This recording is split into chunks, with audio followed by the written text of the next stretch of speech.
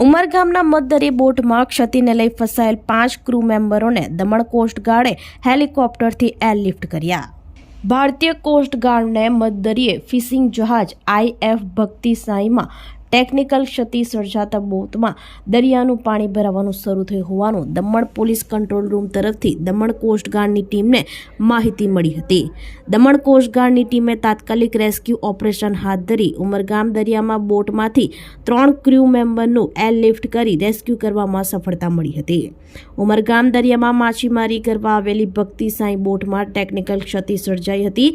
Technical ક્ષતિ સર્જાતા બોટમાં સવાર 5 સભ્યોને તાત્કાલિક બોટમાં આવેલી ટેકનિકલ ક્ષતિ દૂર કરવાનો પ્રયાસ કર્યો હતો, પરંતુ ટેકનિકલ ક્ષતિ દૂર ન થતાં તાત્કાલિક દમણ પોલીસ કંટ્રોલ રૂમની મદદ માંગવામાં આવી હતી।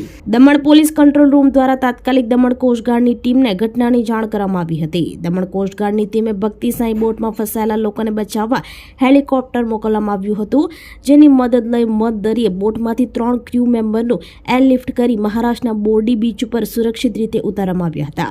ત્યારબાદ બોટમાં અન્ય 2 ક્રૂ મેમ્બરનું એરલિફ્ટ કરી દમણ કોસ્ટગાર્ડ ખાતે લાવવામાં આવ્યા હતા। ભક્તિ સાઈ બોટમાં અચાનક ટેકનિકલ ક્ષતિ સર્જાતા દરિયાનું પાણી બોટમાં આવવા લાગ્યું હતું। ટેકનિકલ ક્ષતિ દૂર કરવાનો વારંવાર પ્રયાસ કરવા છતાં ટેકનિકલ ક્ષતિ દૂર ન થતાં રેસ્ક્યુ માટે મદદ માંગવામાં આવી હોવાનું માછીમારોએ દમણ કોસ્ટગાર્ડની ટીમને જણાવ્યું હતું।